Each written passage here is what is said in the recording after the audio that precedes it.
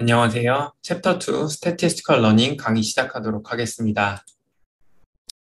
챕터 2 같은 경우에는요, 이렇게 세 가지로 나눠져 있고요. 첫 번째 파트는 통계적 학습의 목적이 무엇인지 소개하고, 두 번째 파트에서는 함수의 추정 방법을 설명하고, 마지막 파트에서는 예측, 정확력과 해석력 간의 그 관계가 무엇인지를 설명하고 있습니다. 오늘 수업에서는요, 여기 통계적 학습의 목적이 무엇인지 간단한 예를 들어서 설명하도록 하겠습니다. 먼저 이제 statistical learning이 뭘 하려고 하는지 예를 들어서 설명을 할 건데요. 여기 보이는 그림은요, 우리가 사용한 실제 advertising 데이터입니다. 이제 advertising 데이터는요, 이름 그대로 광고 데이터고요. 이 데이터는 200개 시장에서 어떤 제품의 판매량과 각 시장에서의 TV, 라디오, 신문 광고 예산으로 구성되어 있습니다. 따라서 이제 프리딕터에 해당하는 게 TV, 라디오, 뉴스페이퍼에서의 이제 광고 예산이라고 할 수가 있고요. 그 다음에 우리가 예측하고자 하는 건요, 이제 세일즈라고 할 수가 있겠죠. 자, 여기 위에 있는 스캐터 플롯 같은 경우에는요, 프리딕터와 리스폰스 베리어블의 관계를 나타낸 스캐터 플롯입니다. 맨 왼쪽에 있는 그림부터 보시면 이제 TV와 세일즈의 관계를 보여주는데요. 이제 점들만 먼저 보면요. 이런 밴드 내 대부분의 데이터 포인트들이 있죠. 따라서 우리가 점만 있어도 이런 데이터 포인트들만 있어도 TV에 광고를 많이 실으면 세일즈도 많이 되겠구나 이렇게 예측을 할 수 있습니다. 근데 이제 조금 더 정확하게 하려면 이제 우리가 앞으로 배울 리니어 모델을 적용하면 되고요. 여기 보이는 이 선은요. 리니어 모델을 적용한 fitted line이라고 할 수가 있어요. 이렇게 fitted line. 딱 fitted line도 보시면요. 대략적으로 TV 광고에 100 정도 지출하면 세일즈가 이 정도 되겠구나. 10 정도 되는구나. 그리고 200 정도 이렇게 지출을 하면 세일즈가 15 정도 되겠구나. 뭐 이런 예측이 가능하게 해주죠. 두 번째 스캐터 플롯 같은 경우에는요. 이제 라디오와 세일즈의 관계를 보여주고 있고요. 이 부분도 우리가 여기 있는 리니어 모델의 피티드 라인이 없어도요. 이렇게 대충 눈으로 선을 이렇게 그어볼 수가 있어요. 그러면 대부분 이 밴드 내에 데이터 포인트들이 다 있죠. 그러니까 이것만 봐도 라디오에도 우리가 광고를 많이 지출하면 이제 세일즈가 늘어나는 효과가 있겠구나를 알 수가 있고요. 이제 마지막 스캐터 플롯은 뉴스페이퍼와 세일즈의 관계를 나타내는 스캐터 플롯이고, 자, 이 경우에는 사실 우리가 눈으로만 보고 어떤 관계가 있구나 이걸 찾아내기 조금 어려워요. 물론 우리가 여기다 이런 식으로 밴드를 그으면 뭐 대부분의 데이터 포인트들이 다 여기 있으니까 양의 관계가 있구나 정도는 알 수 있거든요. 하지만 맨 왼쪽에 있었던 이 TV와 세일즈의 관계처럼 내가 TV에 약 100원 정도 지출하면 세일즈가 어느 정도 평균적으로 나오겠구나 라는 예측이 상당히 어렵습니다. 하지만 이 경우에도 우리가 리니어 모델에 피티드 라인이 있기 때문에 여전히 이제 정확한 어느 정도의 예측은 가능하겠죠. 자, 이렇듯이요. 이제 statistical learning 모델의 주 목적은요. 여기 있는 세 가지 변수, TV, 라디오, 뉴스페이퍼를 이용해서 이 세일즈를 정확히 예측하는 거라고 할 수가 있습니다. 다시 말하면요. 이제 우리가 가지고 있는 인풋은 TV, 라디오, 뉴스페이퍼 세 개잖아요. 이걸 기반으로 세일즈를 예측하는 이 함수 F를 정확하게 찾아내는 것이 statistical learning의 목적이라고 할 수가 있습니다. 자세한 설명에 앞서서요. 노테이션부터 설명하도록 할게요. 앞서 봤던 우리 Y에 해당하는 세일즈 있죠? 이걸 우리 response 혹은 타겟 베리어블이라고 말하기로 예전에 정의를 했었고요. 그 다음에 일반적으로 타겟 베리어블 혹은 이제 response는 항상 Y로 표현을 하고요. 그 다음에 TV 같은 게 우리 세일즈를 예측하기 위한 인풋에 해당했죠. 자, 이 경우에는 프리딕터라고 주로 부르기로 했고요. 이번에는 첫 번째 변수라는 의미에서 x1, 그 다음에 뭐 라디오 같은 경우에는 그러면 당연히 x2가 되겠죠. 여기 있는 것처럼. 그 다음에 뉴스페이퍼는요, x3 이렇게 쓸 수가 있습니다. 자, 이렇게 이제 프리딕터들을 또 하나로 묶어서요. 우리 총 X라고 많이 표현하고요. 이 X는요. X1, X2, X3 이렇게 구성된 하나의 벡터라고 볼 수가 있습니다. 자, 그래서 아까 우리가 주 목적이 세일즈를 어떻게 하면 예측할 수 있는가, x1, x2, x3로 이렇게 예측할 수 있는가, 이 함수 f를 찾는 게 목적이라고 했잖아요. 그래서 이 부분을 이제 그대로 바꿔보면, 수식으로 바꿔보면요. y는 fx, 그 다음에 여기에 approximation, 근사치를요, 설명할 수 있는 epsilon, 이렇게 더해줘서 이건 equal로 바뀌는 모델을 쓸 수가 있습니다. 아래에도 epsilon은 이 두 개의 근사치를 이제 설명해주는 에러라고 표현이 되어 있습니다. 자, 이번에는 또 다른 예인 인컴 데이터를 살펴보도록 하겠습니다. 참고로 인컴 데이터 같은 경우에는요, 나중에 우리가 이 함수 f를 추정하는 방법들을 여러 개 설명할 거거든요. 뭐 대표적인 예가 뭐 리니어 모델 같은 게 있겠죠. 슈링키지 메소드, 뭐 서포트 벡터 머신 등등 굉장히 많은데요. 자, 그때마다 각 방법이 얼마나 정확한지 그걸 이제 확인하기 위한 데이터로서 활용할 거니까요. 지금 설명할 때 좀 기억해 두시길 바랍니다. 자, 인컴 데이터 같은 경우에는요, 30명의 소득, 그리고 years of education, 교육을 몇 년 받았는가, 그다음에 seniority, 그리고 marital status에서 결혼을 했는지 안 했는지 이런 식으로 구성이 되어 있습니다. 따라서 우리 주 목적이 즉 인컴이 Y가 되겠죠. 그 다음에 이 인컴을 예측하기 위한 게 years of education, seniority, 그 다음에 marital status 이렇게 구성되어 있을 거예요. 자, 일반적으로요. 그다음 시니어리티랑 메리터 스테이터스는요. 인컴에 별로 영향을 주지 않는다고 알려져 있어요. 자, 이 부분은요. 나중에 우리가 다른 통계적 방법을 배우면서 실제로 영향이 없구나 이걸 확인하는 걸 배워보도록 하겠습니다.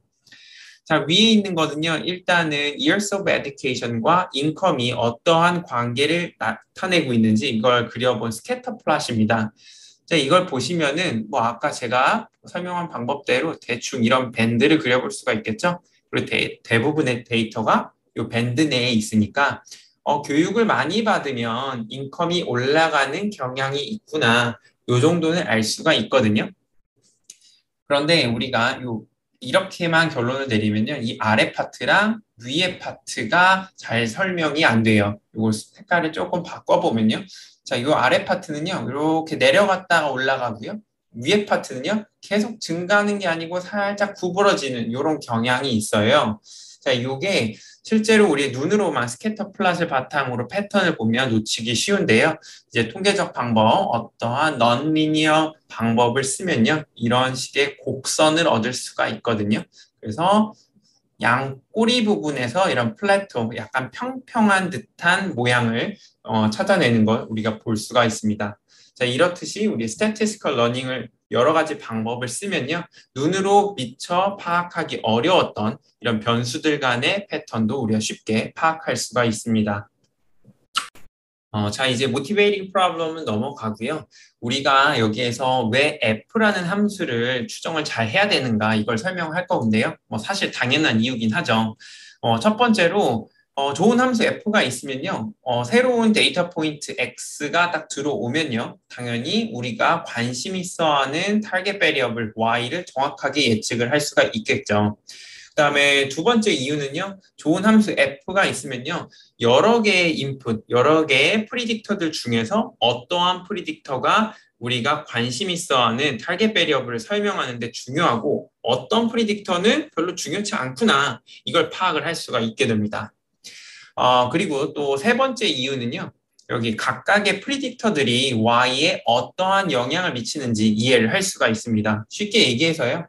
뭐 X1을 1만큼 증가시켰더니 Y가 1만큼 증가하는구나. 그 다음에 X1을요, 이번에 10만큼 증가시켰더니 Y가 이번에 10 증가하는 게 아니고요, 20을 증가하더라. 그 다음에 X1을요, 이제 5만큼 증가했더니 Y가 오히려 감소하더라. 뭐 이런 관계를 정확하게 이해를 할 수가 있습니다. 이 부분을 이 세 가지 이유를요, 앞서 설명했던 세일즈 데이터에 적용을 해볼게요. 자, 이렇게 되면요, 어떠한 미디어, 즉 TV, 라디오, 뉴스페이퍼 중에 어떠한 미디어에 우리가 광고를 많이 할 때 세일즈에 가장 많은 영향을 미칠까? 그리고 어떠한 미디어는 내가 광고를 많이 해도 세일즈에 전혀 영향이 안 올까 이런 걸 알 수가 있고요. 또 우리가 어떠한 이유 때문에 매체를 하나밖에 못 고른다고 하면요. 어떠한 미디어를 골랐을 때 세일즈의 효과가 가장 많이 올라갈 것인가 이런 것도 답할 수가 있고요. 또 다른 거는 뭐 TV 광고를 우리가 100원만큼 투자를 하면 세일즈는 얼마만큼 증가할까 이런 것도 이제 답할 수 있게 됩니다. 자, 그러면 F 추정이 중요한 이유는 다 알았으니까요. 그러면 인풋 X가 들어왔을 때 FX가 어떤 값을 가질 때 가장 좋은지에 대해서 이번에 설명하도록 하겠습니다. 먼저 예를 들어서 설명할 건데요. 우리가 농구를 한다고 할게요. 자유투를 던진다고 할 때 A팀은요, 총 100번을 던져서요. 여기 성공을 99번 했고요. 여기 실패 같은 경우에는요, 한 번 했다고 가정할게요. 이게 100번의 데이터가 들어온 거예요. 그다음에 B팀 같은 경우에는요, 성공을 한 번밖에 못 했고요. 실패를 99번 이렇게 했대요. 이것도 100개의 데이터가 들어온 거죠. 자, 우리는 이제 어떤 학생이 와가지고 어떤 플레이어가 온 거죠. 그래서 공을 10번 던졌는데요. 10번 다 실패했어요. 한 번도 성공 못한 거죠. 그러면 이 학생이 A그룹일까요? B그룹일까요? 라는 질문에 어떻게 대답하면 좋을까요? 높은 확률로 이 학생은 B그룹에서 왔겠구나 라고 생각을 할 수가 있겠죠. 또 다른 플레이어가 있어서요. 이번엔 두 번째 학생이에요. 이 학생은 5번 던져가지고요. 4번 성공했어요. 자, 이런 경우에는 A에 속할 가능성이 높을까요? B에 속할 가능성이 높을까요? 당연히 A라고 하겠죠. 왜? 성공 확률이 비록 80%지만 여기 A팀은요, 99%고 B팀은 성공 확률이 1%잖아요. 이 80이 어디랑 더 가까워요? A팀의 성공 확률과 더 가깝죠. 그렇기 때문에 이 학생은 A로 분류하는 게 이제 합리적일 거예요. 뭐 한 명 학생 더 추가시킬게요. 그래서 이 학생은요, 이제 10번 던졌는데요. 5번 성공했대요. 어때요? 이 경우? A가 맞을까요? B가 맞을까요? 이 경우엔 굉장히 애매하죠. 하지만 뭐 이런 극단적인 케이스가 있는 경우에는 우리가 합리적으로 10번 중에 10번 다 실패했으면 그 확률 에버리지가 비슷한 이제 B에 속한 게 맞을 거다. 10번 중에 4번 성공했으면 이 성공 확률 80%는 A팀의 성공 확률과 비슷하기 때문에 여기 A팀에 속한 게 맞을 거다. 이런 식으로 우리가 추정하는 함수, 클래시파이어를 잡아주면 됩니다. 자, 이런 원리를요, 이 연속형 데이터에도 그대로 적용을 할 수가 있어요. 이거 지우고요. 우리 여기 보이는 게 X와 Y의 관계를 나타내는 스캐터 플롯이라고 할게요. 그리고 우리 인풋이 X예요. 아까 저 같은 경우에는 X가 10번 던졌을 때 몇 번 성공했는지 그게 인풋이었죠. 자, 이 경우에는 X가 4라고 할 때 가장 합리적인 대응되는 Y 값은 뭘까요? 요 4라는 X가 4일 때 점들이 굉장히 많아요. 색깔 좀 바꿔서 여기도 한번 점 하나, 2개, 3개, 4개 엄청 많죠? 자, 이 중에 어떤 점이 가장 합리적일 것 같아요? 평균이겠죠, 평균. 성공률도요, 엄밀히 따지면 평균이었어요. 그렇기 때문에 여기서도 연속형 데이터의 경우에도요, 우리 X가 4일 때 조건부 평균을 fx4로 정하는 게 가장 합리적일 거예요. 이 값이 이렇게 들어있죠. 자, 이런 것들을요, 우리 컨디셔널 엑스펙테이션이라고 부르고요. 일반적으로 이 컨디셔널 엑스펙테이션을 리그레션 펑션이라고 부릅니다. 그럼 자연스럽게 다음 질문은 데이터 포인트가 많지 않을 때 우리가 F를 어떻게 추정하는가입니다. 다시 말하면요. 앞서서 우리 F를 추정하는 최고의 방법이 컨디셔널 엑스펙테이션이다라고 설명드렸잖아요. 자, 데이터 포인트가 아래 그림처럼 아까 그림에는 여기가 빼곡하게 많은 데이터 포인트가 있었는데 지금은 아까에 비해서는 별로 없죠. 자, 이런 경우에도 우리가 컨디셔널 엑스펙테이션을 정확하게 추정 가능할까 이거든요. 여기 보시면은 정확히 x가 4일 때 매칭되는 데이터 포인트가 단 하나도 없는 거 볼 수 있을까요? 혹은 있더라도 뭐 점 하나밖에 없기 때문에 이 점 하나만 가지고 컨디셔널 엑스펙테이션을 추정한다는 거는 굉장히 부정확하겠죠. 자, 이런 경우에는 이제 정의를 조금 완화해 가지고요. x가 4일 때뿐만 아니라요. 여기서 약간의 이런 이 네이버후드를 구한다고 하거든요.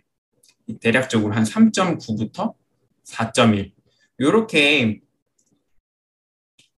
이렇게 인터벌을 주면요. 굉장히 많은 포인트들이 들어가 있는 거 볼 수 있죠. 이 경우에 3.9는 x는 3.9가 정확히 4는 아닐 거예요. 하지만 이 관측치 입장에서 보면은 x가 4일 때나 3.9일 때나 y 값이 굉장히 비슷한 성질을 가질 것이다. 이런 가정을 하면요. 여기 이 구간 내에 들어있는 데이터 포인트들의 평균을 구하면 컨디셔널 엑스펙테이션의 근사치를 우리가 구할 수가 있을 수도 있습니다. 이런 과정으로 이제 구하는 방법을요. 앞으로 K nearest neighbor 이렇게 구할 거고요. 여기에 대한 지금 방금 개념을 수식으로 표현하면요. 이 neighborhood의 약자 n을 써서요. 이제 포인트 4에 대한 neighborhood 안에 들어가는 모든 데이터에 대한 이제 에버리지를 구하는 것을 우리 추정치로 쓰자. 이렇게 추정치를 구할 수가 있습니다. 자, 다음 슬라이드에서 KNN을 좀 더 자세하게 설명할 건데요. 넘어가기 전에요.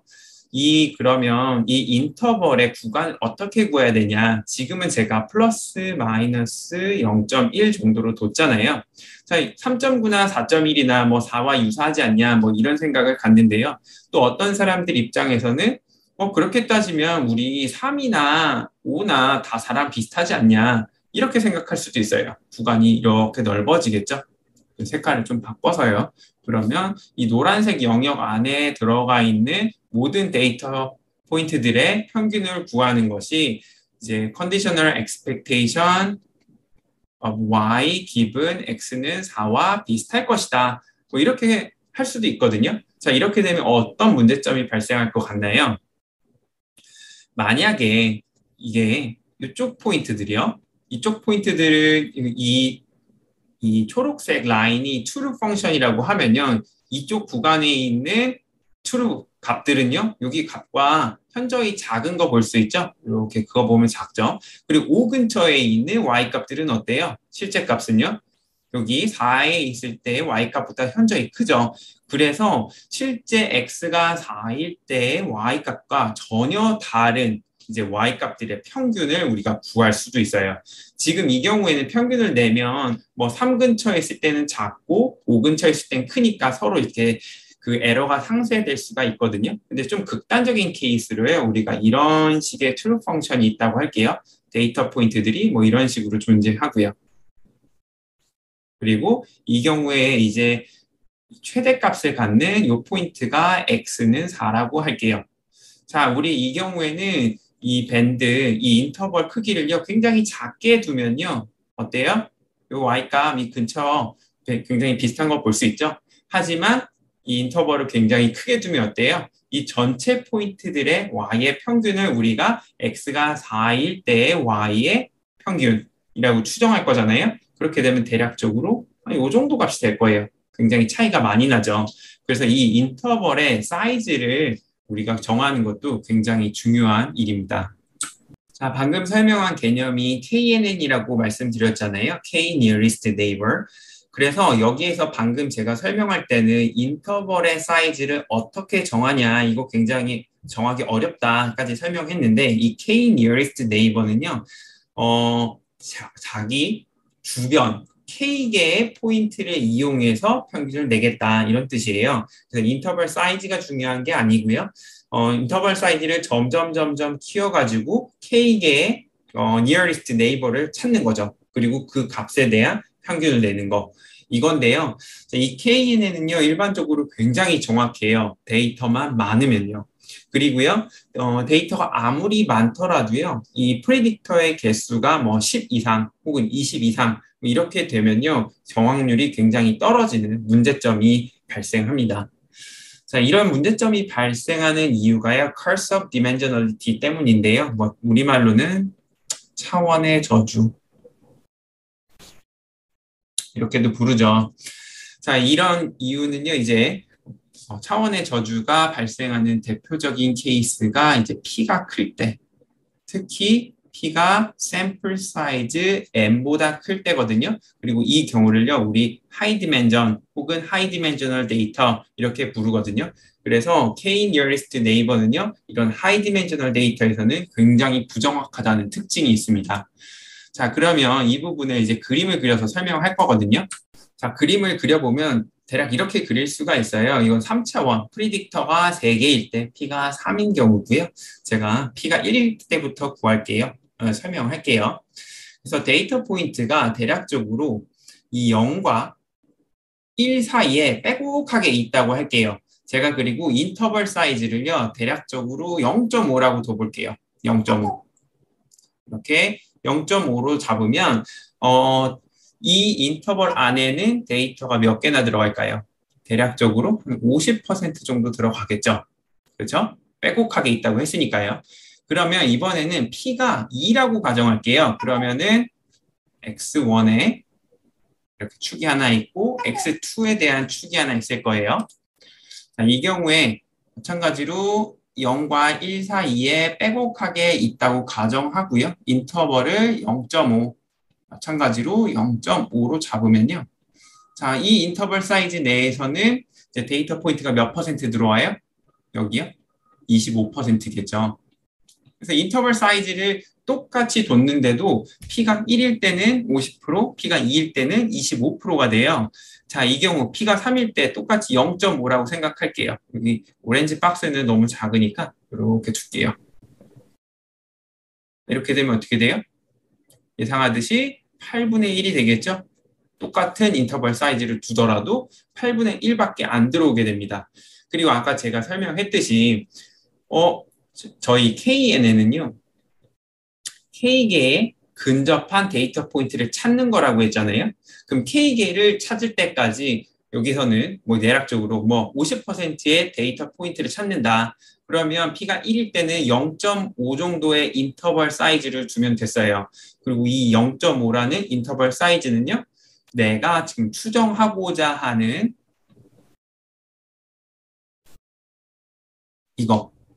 이런 개형이 있었죠? 이 경우에 자, 여기 0.5 플러스 마이너스 0.25 이렇게 둘게요. 그러면 이 안에 들어가 있는 데이터 포인트들은요. 대략 이렇게 되겠죠. 이 값들의 평균은 실제 우리가 추정하고자 하는 컨디셔널 엑스펙테이션과 굉장히 유사할 거예요. 혹은 뭐 조금 틀리더라도 뭐 비슷하겠죠, 그래도. 그런데 만약에 우리가 또 절반 정도의 데이터 포인트를 3차원에서 원하면요. 지금은 8분의 1밖에 안 되니까 이걸 50% 가지려면 어떻게 해야 돼요? 0.5가 아니고요. 한 0.8 정도 넣어야겠죠.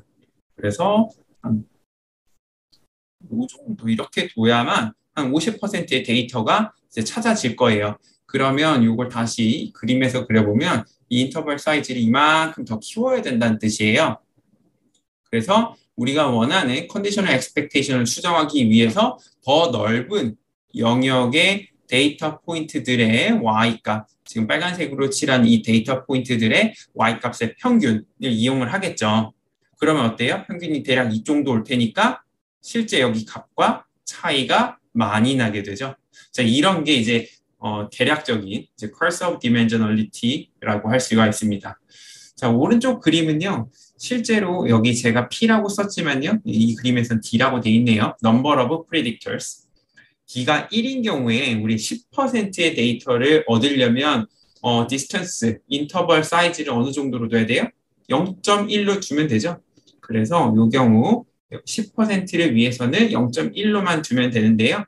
P가 2인 경우에는요. 10% 얻으려면요. 대략 0.3 조금 넘고 그 다음에 P가 3일 때, 프리딕터 개수가 3일 때는요. 여기 대략 0.45 정도 되죠. 그리고 마찬가지로 프리딕터 개수가 P가 10이면요. 10%의 데이터를 모으기 위해서는 인터벌 사이즈를 약 0.8까지 키워야 됩니다. 자, 이런 문제 때문에 실제로 우리 여기 0.3이면 조금 더 큰 문제가 발생하는 거 보이죠? 자, 이런 문제 때문에 KNN이 하이 디멘셔널 데이터, 혹은 이제 프리딕터의 개수가 많은 데이터에서는 정확한 추정을 잘 못하는 단점이 있습니다. 하지만 그럼에도 불구하고요, 이제 P가 굉장히 적은 케이스에서는 이 KNN이 accuracy가 굉장히 높은 편이기도 합니다. 그래서 이제 얼마나 정확하냐 이걸 살펴보기 위해서요. 이제 시뮬레이션 데이터에 KNN을 이제 적용을 해봤거든요. 그래서 이 검은색 줄이요, 이 라인이 실제 true 펑션 F라고 보시면 되고요. 그 다음에 거기에서 발생하는 엡실론과 합쳐져서 나온 데이터 포인트들이 여기 있는 빨간 점이고요. 그 다음에 KNN에서요, 우리가 K가 1일 때, 그러니까 nearest neighbor 하나를 가지고 conditional expectation을 추정하는 그 방법을 적용했을 때 추정선들은요, 요 파란색 라인이라고 할 수가 있고요. 그 다음 오른쪽 같은 경우에는 K가 9일 때, 그러니까 즉, X가 이 점이라고 하면요. 자, 이 점을 주변으로 해서 가장 가까운 점은 직선을 좀 그려볼게요. 가장 가까운 점은 이 점이죠. 두 번째, 세 번째, 네 번째, 그 다음에 다섯 번째, 그리고 여섯 번째, 일곱 번째, 여덟, 아홉. 그래서 이 9개의 포인트의 평균을 낸 값이 여기다. 뭐 이런 방법으로 이제 KNN의 predicted value를 구할 수가 있습니다. 마찬가지로 K가 1일 때도 똑같아요. 그래서 만약에 우리가 원하는 predicted value X가 대략적으로 마이너스 0.8 정도 되겠죠? 그럼 가장 가까운 점이 어디예요? 수직선 이렇게 쭉 봤을 때 가장 가까운 점은요? 이 점이죠. 그래서 이 점의 평균 그대로 유지하고요. 어느 시점을 기준으로 가장 가까운 점은 이제 이 점이 돼요. 그래서 그 점부터는 갑자기 점프가 일어나서 이제 프리딕트 밸류가 이런 식으로 이 값과 똑같아지고요. 그 다음에 계속 유지하다가요. x가 이 점을 기점으로 가장 가까운 점은 이제 이 점이 되거든요. 그래서 또 올라가고요. 그 다음에 또 오른쪽으로 갈 때 이 점과 가까워지면 올라갔다가 다시 떨어졌다가 이런 식의 이제 반복을 하는 predicted value를 볼 수가 있습니다. 자, 이 두 가지 결과를 보면 둘 다 K는 방법이긴 하지만 우리가 조절할 수 있는 K 값을 1과 9로 바꾼 거잖아요. 여러분들이 보기에는 어떤 결과가 더 좋아 보여요? 일단은 우리가 원하는 건 목적 자체가 F라는 펑션, 여기선 이제 검은색 라인이잖아요. 이 라인과 굉장히 비슷한 fitted 라인 혹은 predicted value를 주는 게 가장 좋다고 할 수가 있어요. 자, 그런 관점에서 보면 이 K가 9일 때 이 경우가 왼쪽보다 좀 더 낫죠. 왜냐하면 왼쪽은 사실 너무 오르락내리락하는 변동성이 너무 커요. 그리고 예측력의 입장에서 보면 이 검은색 라인과 이 파란색 라인이 굉장히 비슷하잖아요. 그런 의미에서도 좋고요. 또 왼쪽 같은 경우에는 오르락내리락 하다 보니까 왜 이러한 패턴, 왜 올라갔다 내려왔는지 이런 거에 대한 패턴을 설명하기가 굉장히 어려워요. 이런 것들을 우리 해석력이라고 부르거든요. 자, 이 두 가지 측면에서 보면 둘 다 K가 9일 때 훨씬 좋다라는 결론을 얻을 수가 있습니다. 하지만 이 시뮬레이션 데이터를 통해서 우리가 알 수가 있는 거는요, 정확하고 뭐 해석 잘 되는 이런 결과를 얻기 위해서는요, 좋은 K 값을 반드시 골라야 한다 이겁니다. 방금 설명에서는 이제 프리딕터가 하나인 경우를 이제 설명했는데요. 이제 컨디셔널 엑스펙테이션으로 값을 정하자는 개념은요. 이 프리딕터가 하나가 아니고 벡터의 형태로 주어질 때도 똑같이 적용할 수가 있습니다. 그래서 이 경우도 수식으로 써보면요. 이 F 가장 좋은 FX는요. 당연히 X가 이번에 여러 개의 프리딕터로 구성되어 있는 그 observation에 해당하니까요. 만약 3개라고 하면요. fx1, x2, x3 이런 식으로 쓸 수가 있고요. 자, 이 경우는 이제 첫 번째 프리딕터의 값이 스몰 x1일 때, 그리고 두 번째 프리딕터의 값이 스몰 x2일 때, 그리고 세 번째 프리딕터의 값이 스몰 x3일 때의 조건부 평균 이렇게 쓸 수가 있게 됩니다. 자, 그리고 이 컨디셔널 엑스펙테이션으로 정의된 이 fx는요, 이제 mean squared prediction error 관점에서 보면요, y의 최적 예측 변수라고 할 수가 있습니다. 왜냐하면요, 이제 fx는요, 모든 점 x에서 모든 함수 g에 대해서, 임의의 함수 g예요. 에 대해서 이 expectation을 최소화시켜주기 때문에 그렇고요. 요 값은요, 어떻게 구할 수 있냐? 가장 쉬운 거는요, 대입해보면 되고요. 아니면 뭐 미분해보셔도 됩니다. 그리고 여기에서 우리 y는 fx 플러스 엡실론 이렇게 표현을 했었잖아요. 그리고 이 y 빼기 fx가 그러면 엡실론이 되겠죠? 이때 엡실론은요, irreducible error라고 해서요, 더 이상 줄일 수 없는 오류입니다. 즉, 우리가 정확하게 이 함수 f를 알고 있다고 하더라도요, 우리가 y를 x만으로는 설명을 못하는 경우가 있거든요. 그게 바로 엡실론, 즉 f 알고 x 알아도 엡실론 때문에 y를 정확하게 예측은 못한다라는 걸 의미합니다.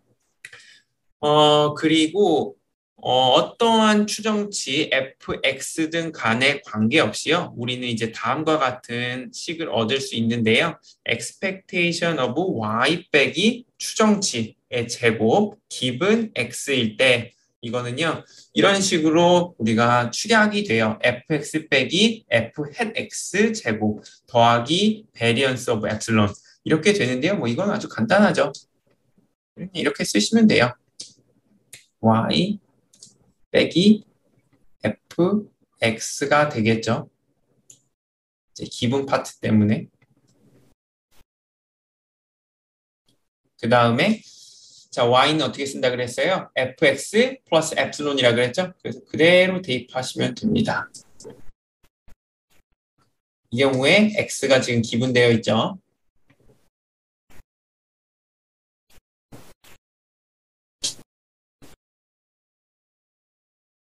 네, 여기 이렇게 제곱이 되어 있죠. 자, 이렇게 되면요. fx 빼기 fx는요.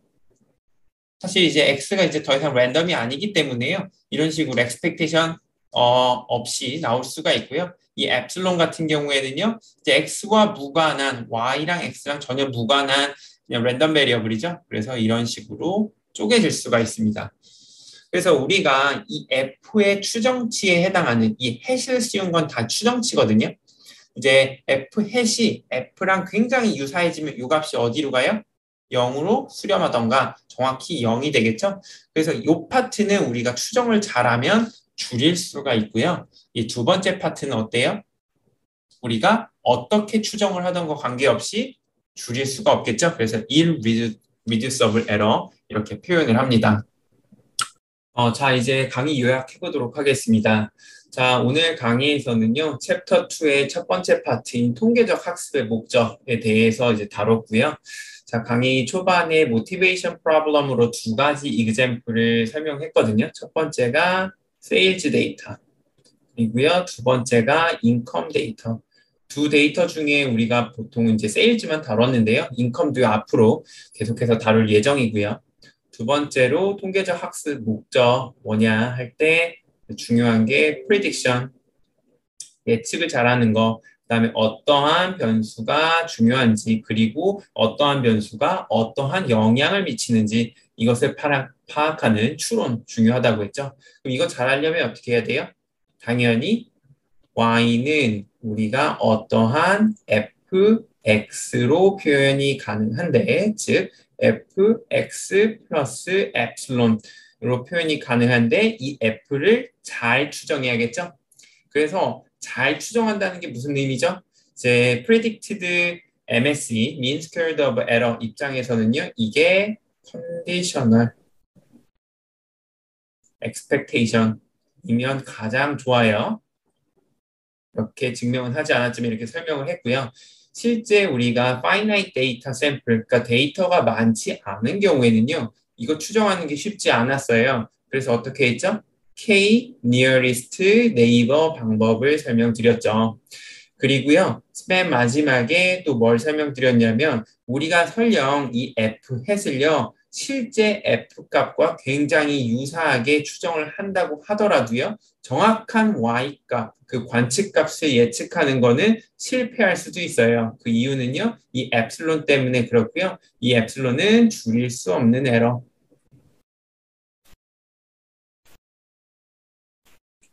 자, 이렇게 설명을 드렸죠. 네, 감사합니다.